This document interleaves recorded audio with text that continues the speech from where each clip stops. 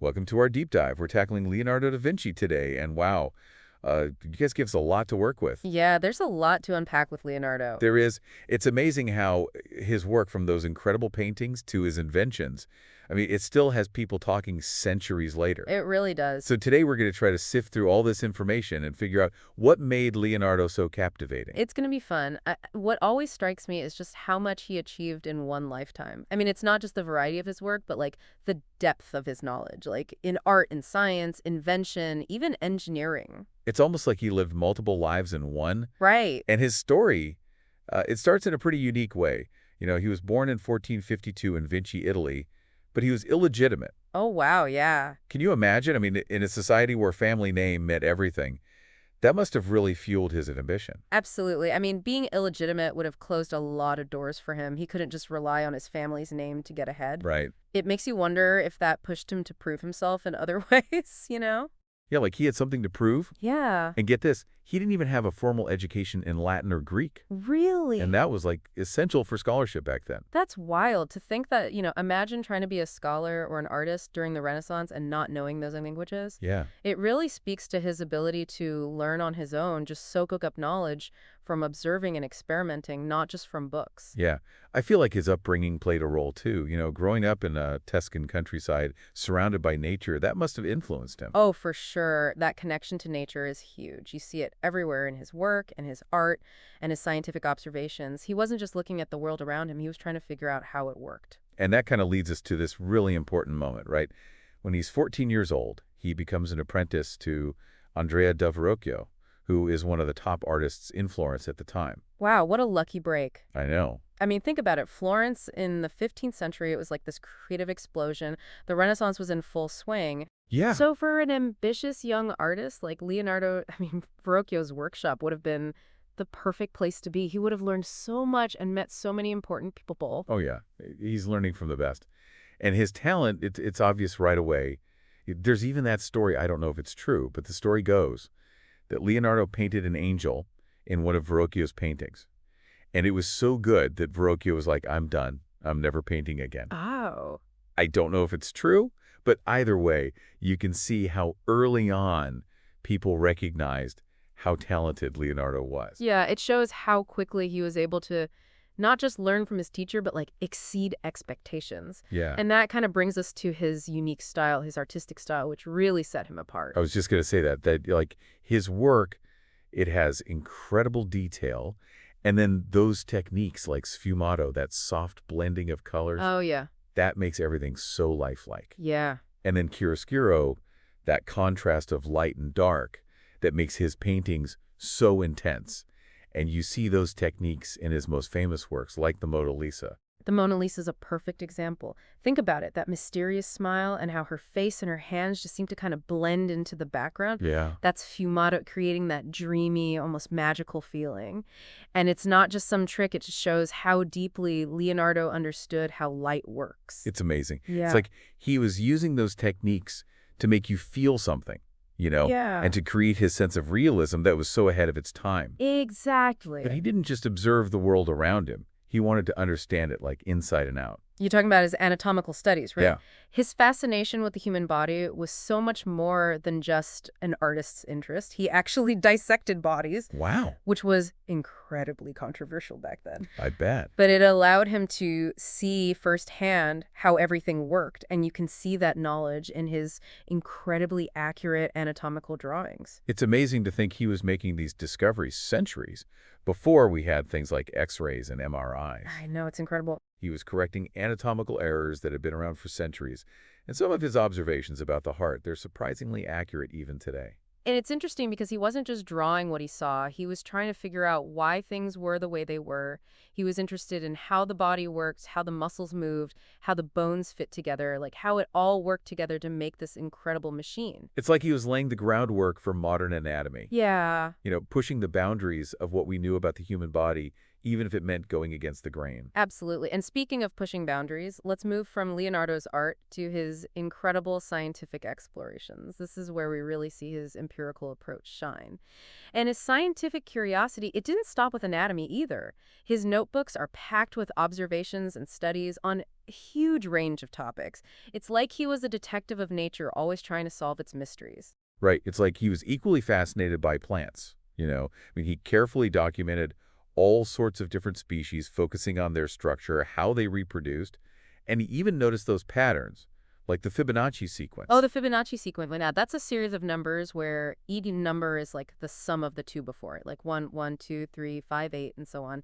And it's not just some math thing. You see it everywhere in nature. Oh, wow. The arrangement of petals on a flower, the spiral of a seashell, the branching of a tree, it's like nature's secret code. It's like he's connecting art, science, and math all in the same observation. Exactly. Kind of mind-blowing. It makes you wonder if that's part of what makes his work so captivating, right? This ability to see connections between things that seem totally unrelated. Yeah, I think so. But his scientific curiosity didn't stop there.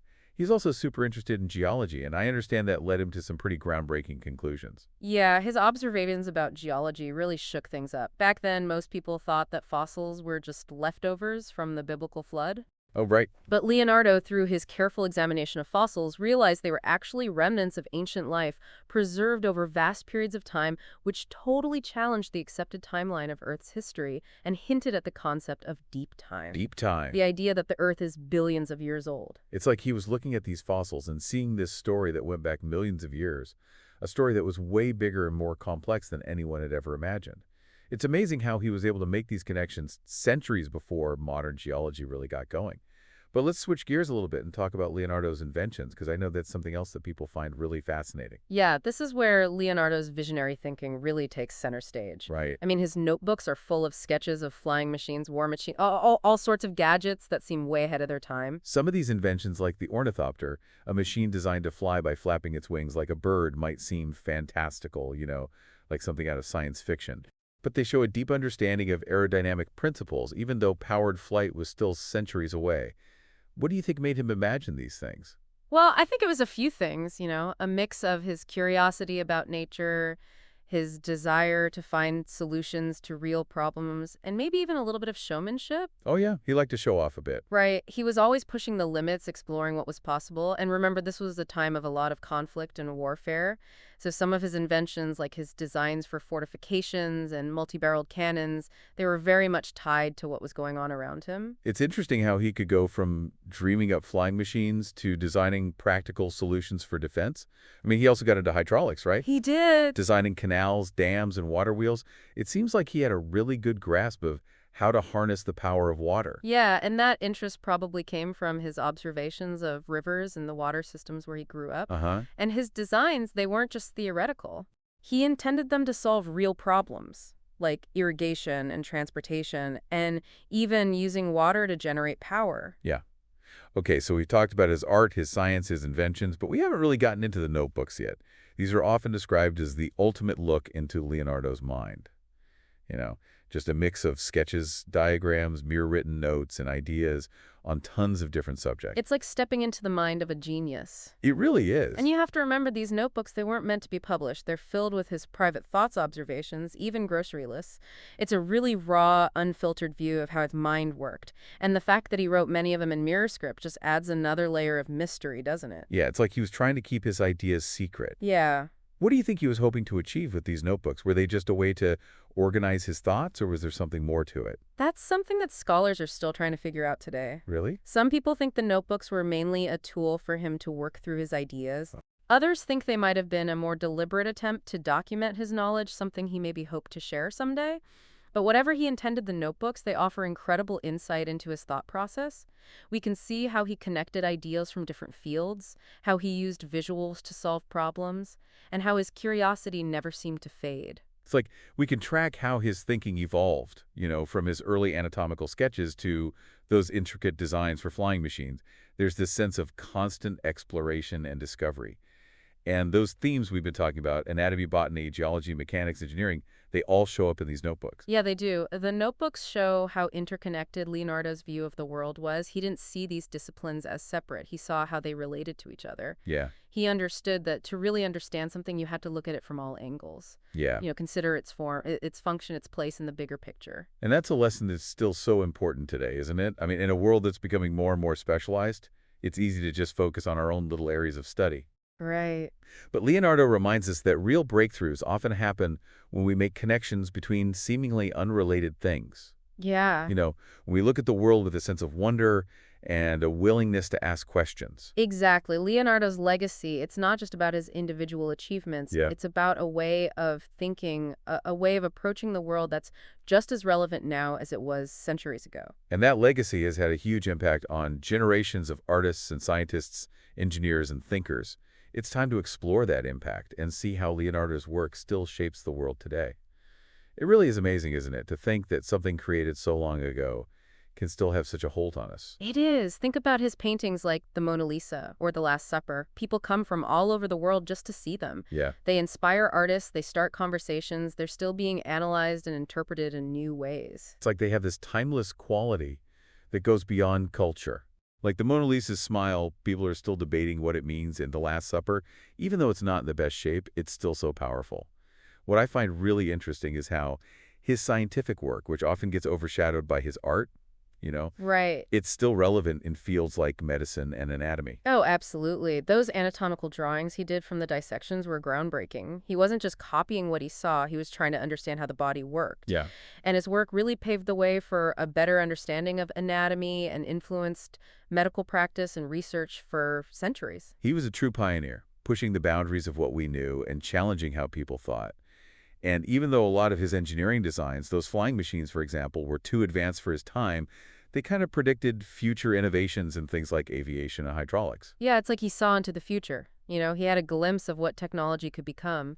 Even if his designs couldn't be built back then, they inspired generations of engineers and inventors. So as we wrap up this deep dive into Leonardo da Vinci, what do you think is the biggest takeaway for our listeners? Why does this guy who lived over 500 years ago still fascinate us so much? I think it comes down to his endless curiosity and the depth of his understanding. He didn't limit himself to just one area. Right. He was an artist, scientist, inventor, engineer, a true Renaissance man.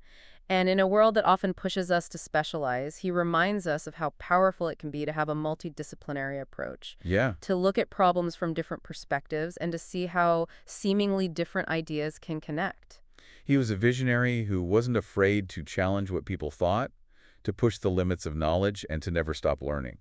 And I think that spirit of always wanting to know more, that's what makes him so timeless, someone whose legacy will always inspire us. And maybe that's the biggest question Leonardo leaves us with. How can we take that same curiosity and interdisciplinary thinking and apply it to our own lives and work? How can we be more like Leonardo? Striving to see the connections, asking tough questions, and always exploring the world around us with a sense of wonder. Those are some great questions to think about.